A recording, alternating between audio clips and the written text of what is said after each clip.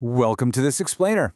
Today, we are going to completely demystify the hidden biochemistry that transforms ordinary grape juice into a masterful, age-worthy glass of wine.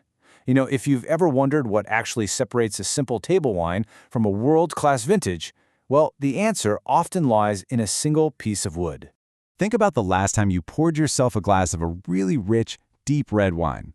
The next time you take a sip and notice that dry, kind of rough sensation on your palate, or when you pick up inviting notes of vanilla, toasted spice, or even coconut, you aren't just tasting the grapes. You're experiencing the incredibly powerful, invisible science of the oak barrel at work. So let's dive right into this. How does a simple wooden container act as an active ingredient?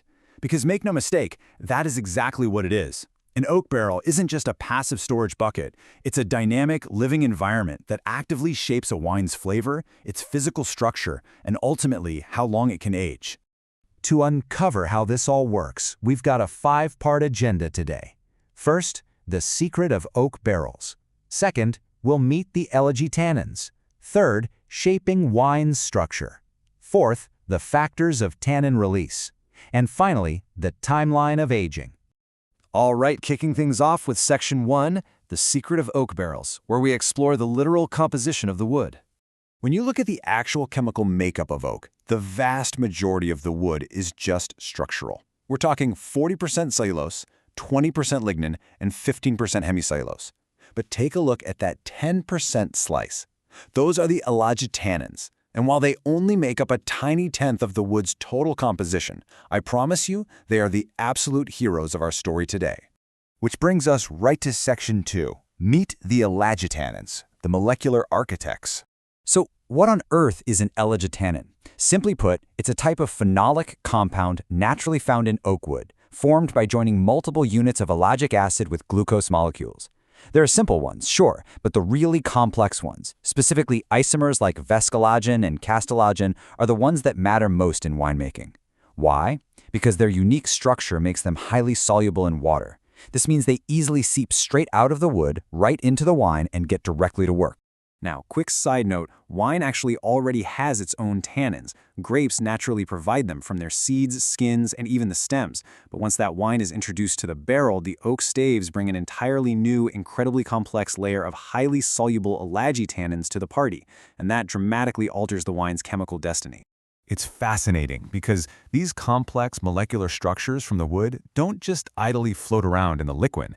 Actually, let me rephrase that. They actively seek out and physically bond with the wine's natural components. Honestly, it's like a microscopic construction site in every single barrel. Moving on to Section 3, Shaping Wine's Structure, Creating Flavor and Body. First up, let's talk color and clarity. Ellagitannins naturally bind with anthocyanins. Those are the natural pigments in red wine. By doing this, they literally lock in that gorgeous deep red color. At the exact same time, they act kind of like microscopic bouncers. They grab onto suspended proteins in the liquid, clump them together to form a sediment that eventually drops to the bottom, and clarify the wine into a beautifully stable, crystal clear liquid. But perhaps their most vital role is protection. Think of ellagitannins as the wine's ultimate antioxidant bodyguards. They have this massive capacity to consume oxygen. By sacrificing themselves to oxidation, they protect the fragile wine itself from taking on that oxygen. That prevents the wine from spoiling, meaning it can age gracefully in the cellar for years or even decades. And finally, we get to the flavor and feel.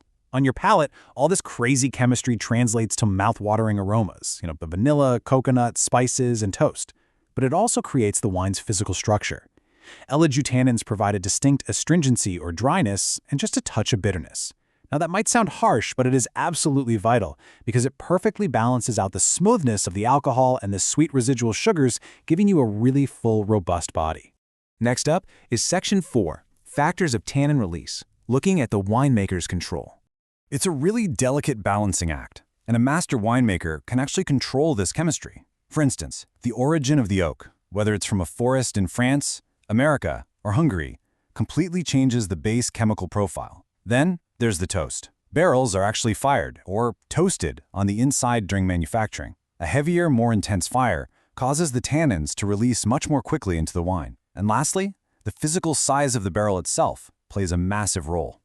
This part is just pure geometry. Because smaller barrels have a higher surface-to-volume ratio, a much larger percentage of the liquid is in direct contact with the wood at any given time, and that significantly accelerates the whole extraction process, especially when you compare it to using a massive, large-format barrel, where the extraction is way slower and much more subtle.